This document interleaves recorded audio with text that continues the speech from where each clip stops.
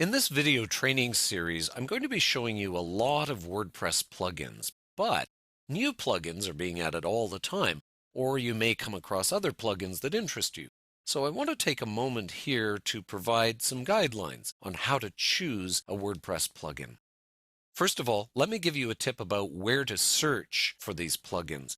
Now, you might be tempted to go here under your dashboard, Plugins, Add New, where you can search for plugins. So let's say I've searched here for WordPress SEO. All right, this search goes to WordPress.org and looks in the directory there and shows you the information. However, the way it shows you the information isn't quite as useful as it could be. So that's why I recommend actually going to the WordPress plugin directory. So we're at WordPress.org right now, and we're under plugins. All right.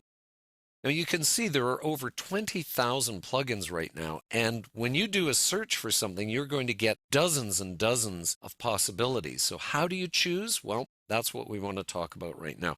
Let's enter something in here to the search. I'm going to do random post sidebar. Now, you might have to search a few times because the way things are worded by the developers can vary. There's no set way to list any of these plugins, and you may not get exactly what you want on the first search. Now, in this case, I should be okay because those were pretty commonly used words.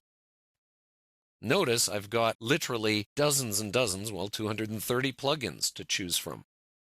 How do I decide? Well, first of all, ignore these stars. Ignore this rating just for the moment. A lot of people are drawn to that. And this is what gets shown to you in WordPress. Remember over here, we saw this. It shows you the rating.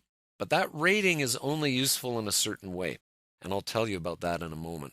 Right now, what we want to look at is the number of downloads. That's what I find a useful place to start. So you can see there's quite a variation, 27,000. 1,000, 6,592. It's quite varied. And a lot of the popular plugins are up in the hundreds of thousands and even the millions of downloads. What do downloads tell us? Well, it's not the number of people using the plugin. It's close, but it's not exact. For example, if I've downloaded the same plugin 5 times because it's been updated over the last few years, well, that's 5 of me downloading. So again, the numbers aren't exact. Also, I could use a plugin but not have downloaded it from here. Somebody may have given me the file or something, or I may have found it on the developer's site rather than from here.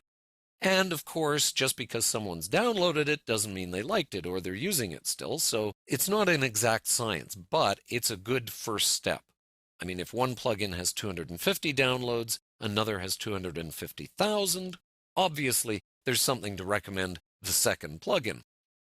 Now, when the plugin was released is another factor to consider. The date here, by the way, is the last time it was updated, not when it was first brought in. I'll show you in a moment when it was brought in. But if you think about it, if 2 plugins have 10,000 downloads and one's been around for 3 years and the other came out just last month, well, obviously that says something about the popularity of the second one. Now, after you've looked at the numbers this way, now we can come back to these stars. Let me show you what's going on here. Let's go into Easy Random Posts here. Okay. Notice now it tells us how many people actually rated it. Okay, not just how many stars it got, but how many rated it. And that's where you want to compare with the number of downloads. I mean, if you've got 10 ratings and 10,000 downloads, and another one has 10 ratings but only 150 downloads, well, obviously, the people who downloaded it 150 times really, really liked it. Anyway, it's another figure to look at. All right, so look at the number of ratings and compare it with the number of downloads. All right, now let's look at the dates. This is the last date it was updated, of course, but you want to find out how old it is. One of the ways you can do that is with the changelog here. Now, it doesn't give you actual dates, but you can see it's gone back quite a ways, so obviously this has been around for a while. Stats can also tell you something. These stats only go back about a year or so, okay? But obviously this was around, it's been downloaded for over a year now. And you could go back and figure out, even from the developer's website or places like that, you could find out when it was brought in. But this at least tells you it's been around for more than a year.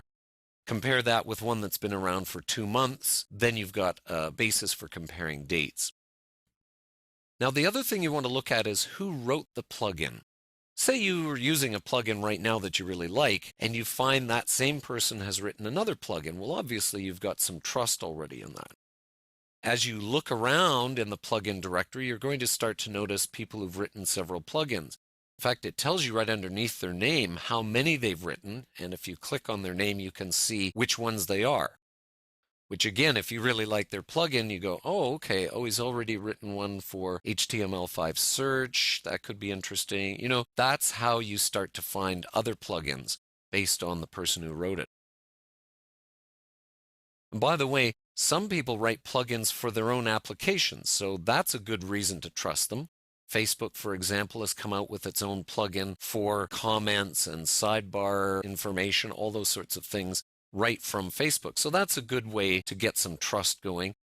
Also, if you see the name Automatic here, and I'll just click on Automatic, that's the company that actually runs WordPress. And that's a good reason to trust plugins. Anything by them probably is well written. So that's another thing to look for as well. Now, notice I said Facebook wrote its own plugin, so that's a good reason to trust it. Again, you have to look for all the information. Down here is a compatibility factor, and it tells you the version of WordPress, the version of the plugin, and whether they're compatible together. Now let's check and see. If we go back to 3.4, it says not enough data. We go back to 3.2. It came out very recently, so there won't be a lot of data for back ones because it didn't exist. But notice 3.4.1, a lot of people are saying it's broken. That's not a good sign, so that gives you some reason not to trust it right now. Again, another place to look is in the support forums. It tells you right here how many threads have been answered in the last 2 months. That's very important. Is anyone paying attention to requests for support? And finally, you can go right to the support forum. There's a nice button there that takes you to all the current questions people have, the things they're finding useful, that they're not finding so useful. Very, very important to keep an eye on those when you're trying out a new plugin. So there you have some ideas of how to choose a new WordPress plugin as you go along.